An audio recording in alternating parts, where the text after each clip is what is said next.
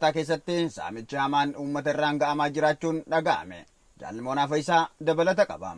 Duula qindaa'aa jechuun uummata Oromoo saamaa fi qabeenya isaa abiddaan barbadeessuu irratti kan bobba'e waraanni faashistii Koloneel Abiyyi Ahimad duula kana keessatti uummata saamuu akkuma itti fufetti jira.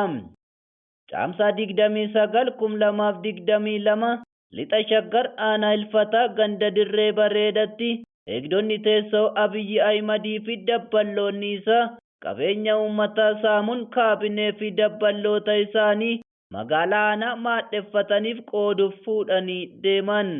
Saamicha geggeessan kanaan mana obbo Abbooshaa Kabbadaati midhaan kuntaala 40, mana obbo Misgaanaa Kabbadaati kuntaala 50, mana obbo Abdashoo Abdii keessa kuntaala 30 kan fe'atan yoo ta'u, midhaan kana cufa arroota fi fardeen uummataa karaa irraa qabuun lafa konkolaatatti fe'uun gara magaalaa aanaatti geessan.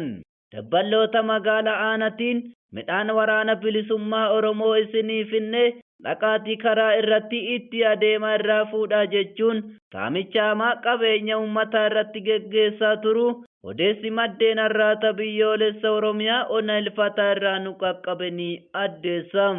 Waraanni sirna PP godina Baha Shaggar ona Boosat keessatti ilmaan Oromoo Karrayyuu ajjeesaa fi dararaa jiraachuun beekame. Jaalawwi Mahammad waan qindeeffattee qabdi.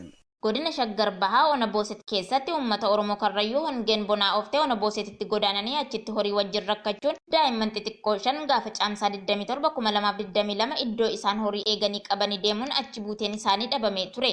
Ijoollee 5 keessaa nama tokko qabanii deemuudhaan iddoo Abbayyii ganda Xiyyoo jedhamtutti geessuudhaan guyyaa kaleessaa uffata isaa irraa jijjiiranii uffata humna addaa itti godhuun ajjeesanii suuraa kaasanii biraa deeman. Haaluma kanaan dheengadda uummanni Karrayyuu ona Faantaallee irraa dhufe reeffa ijoollee keenyaa illee yoo arganne jedhanii magaalaa baadiyyaa keessa olii gadi jooraa jiraachuu himan.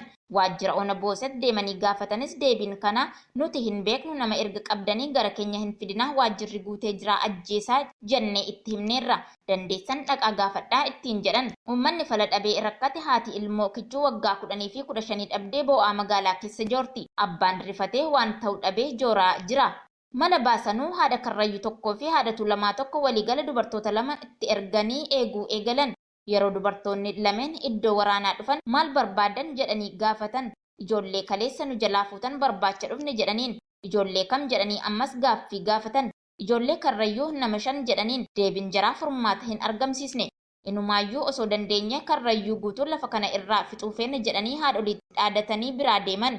Haalli naannoo sana jiru waan ulfaatuuf konkolaataan uummataa marxoo fi wayyaa adii uffata Karrayyuu fe'uu sodaatee jira. Uummatni Oromoo Karrayyuu ona Booset keessa jiru waraana sirna PP'n adamfamaa waan jiruuf sochii keessan of eeggannoo gochaa dhimma kamiifuu akka magaalaa Olancitii hin deemne sabboontonni Oromoo ergaa dabarfatuun uummata Oromoo cuftii akka sagalee ta'uufis dhaamaniiru.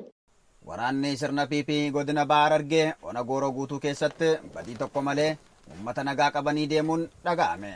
Jaaliraan Gameessaa waan qindeeffatte qabdi. Mootummaan sirna PP waraana isaa akka uummata dararuu danda'anitti leenjisee fi qajeelfama itti kennee bobbaase qe'ee Oromoo cufa keessatti yoo hin ajjeesne badii malee qabanii hidhuu hojii idilee taasisanii jiru. Haala kanaanis guyyaa kaleessaa caamsaa 30/2022 ona Gooroo guutuu gandoota adda addaa irraa ilmaan Oromoo dhiirota 5 fi dubartoota 7 qabanii magaalaa Kaarraa Milleetti hidhanii jiru. Gandoonni namoonni kunneen irraa hidhaman ganda Gadaa Bakkee, ganda Haayimed, ganda Dagaa, ganda Bishaan Qalloo fi ganda Boojjii irraa akka ta'e maddeen har'aata biyyoolessa Oromiyaa ifoomsaniiru. Murni maafiyaa PP kun ilmaan Oromoo nagaan bobbaanii akka hin gallee fi jireenya birrannaa akka jiraataniif dhiiraa dubartii hiyyeessaa fi sooressa osoo adda hin qoonne Oromoo ta'uu qofaa fi akka hidhaatti dararaa akka jiran maddeen dabalataan ona Gooroo guutuu irraa ifoomsaniiru.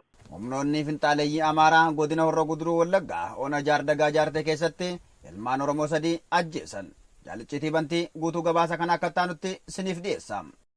Murni maafiyaa PP qabsoo uummata Oromoo duubatti deebisuu fi waraana bilisummaa Oromoo dura humna biroo dhaabuuf Pirojektii Faannoo jedhu qindeessuun Oromiyaa keessatti bobbaasaniin humni kun bakkoota garaa garaatti lubbuu ilmaan Oromoo badii tokko malee rasaasaan obbaasaa jira. Haaluma kanaan caamsaa 30/2022 godina Horroo Guduruu Wallaggaa ona Jaardagaa Jaartee ganda Daargee Kootichaa keessatti namoota 3 ajjeesan. Namootni ganama kaleessaa toora sa'a tokko irratti ajjeefaman kunis Biraanuu Xilahuun Galataa, umurii ganna 55, aadde Hakiimiin Sarmuu Kitilaa umurii ganna 45, haadha warraa Maanguddoo Biraanuu fi sanyii Rattaa Gaddafaa daa'ima umurii ganna 12ti. Ajjecha ganda Daargee Kootichaa keessatti humnoonni finxaaleeyyii murna PP'n deeggaramanii hidhannoo guuttatanii socho'an raawwataniin cinatti namoota hedduu jiraa qabanii fuudhanii akka deemanii fi